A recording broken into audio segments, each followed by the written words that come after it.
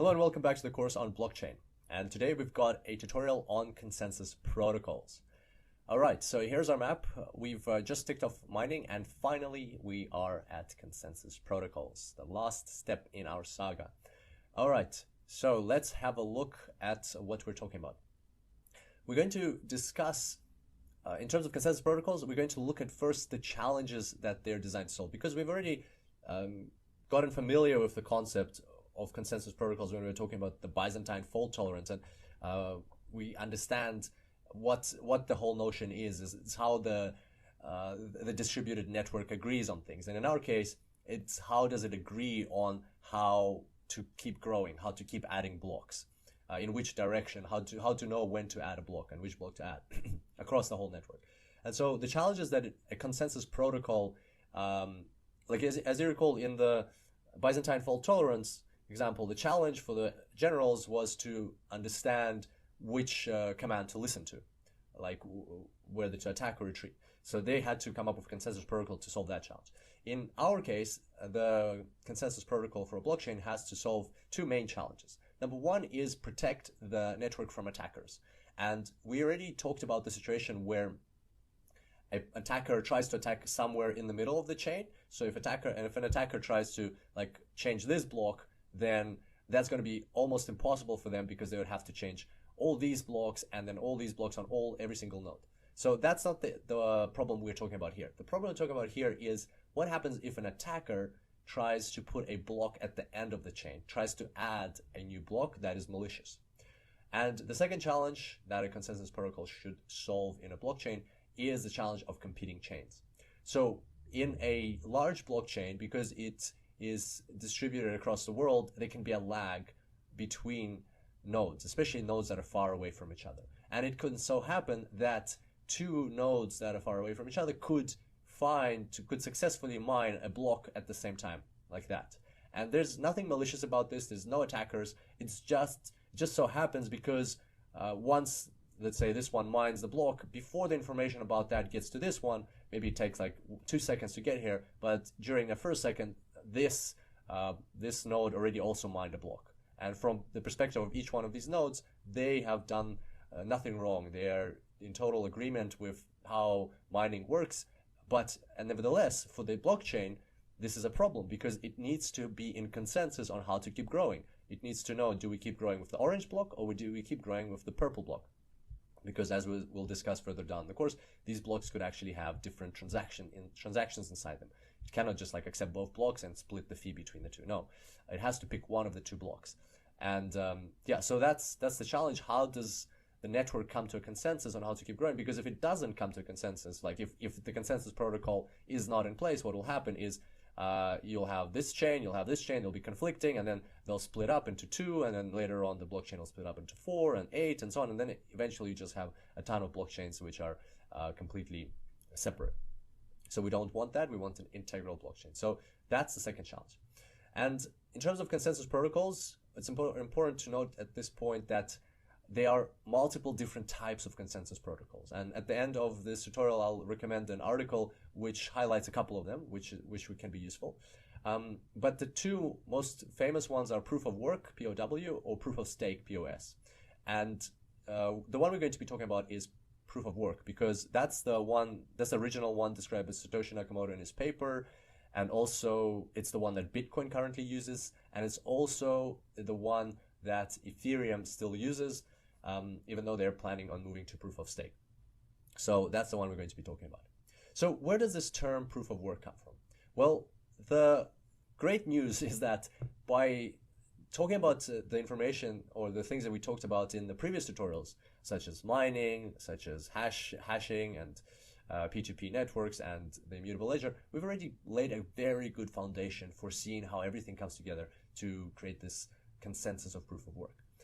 And so we're going to start with mining. So here you can see that where we finished off with the whole mining situation, that the main takeaway from here was that miners need to come up with this nonce, with this golden nonce, which will create a hash which is under the target.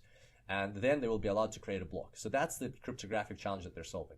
And they have to go through lots and lots of iterations to get to that nonce. Hundreds of thousands, millions, billions of iterations they need to go through until they find that nonce. And so what does that mean? That means a lot of time. That means a lot of hardware investments, like into their mining rigs or mining computers, and also a lot of electricity. They have to pay huge electricity bills. Some miners, like eight to plus, like one I heard was like $8,000 per day, just in electricity, just to mine this stuff. And yeah, so as we can conclude, that's a lot of work on the side of the miner. And this hash that they have in the end, the solution to the cryptographic puzzle, is the proof of work, is the proof that they've put in all this work in order to solve the cryptographic challenge. So that's where the term comes from. That's number one. And number two is that we can see, it's important to see that they do have to put in a lot of work, because this will be important in the next slide.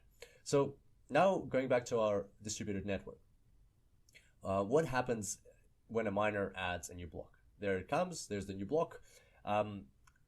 The network or the blockchain will reward the miner for mining that block. So in Bitcoin, it's 12.5 Bitcoins. In Ethereum, it's a certain amount of Ether for adding that block. And also, the miner will get the fees associated with the transactions that are included in that block. So there's monetary incentive, there's financial incentive for miners to mine.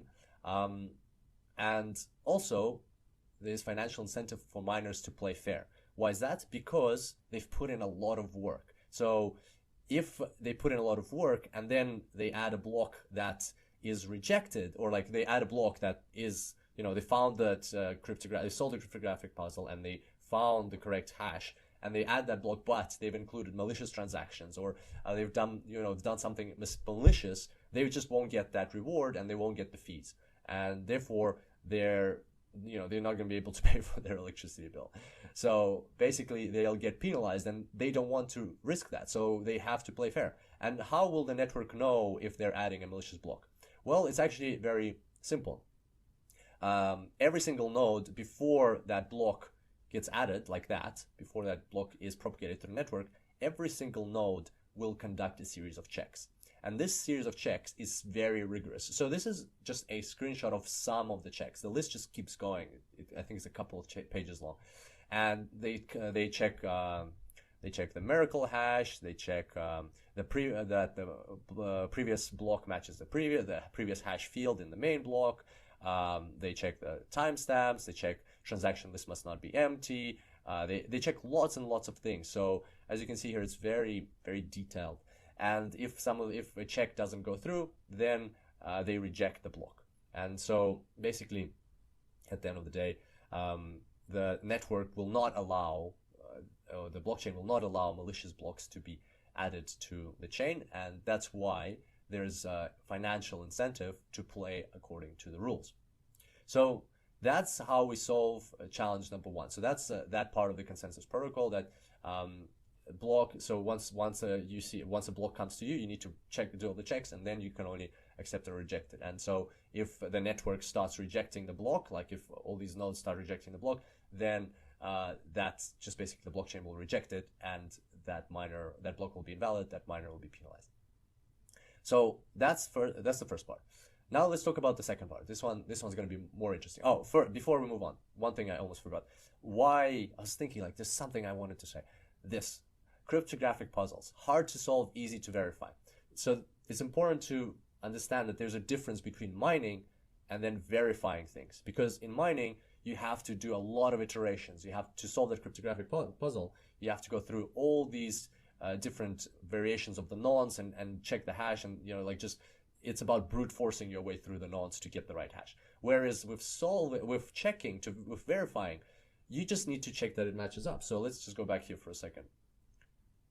So here you'll see that to get to this nonce, you just have to go through all of these, iterations, billions of iterations. But to verify, it's extremely trivial. You just take all this information, you put it into the hashing algorithm, and you get the hash, and you just check that indeed it's under the target. That's it, or it is what the miner is saying it is.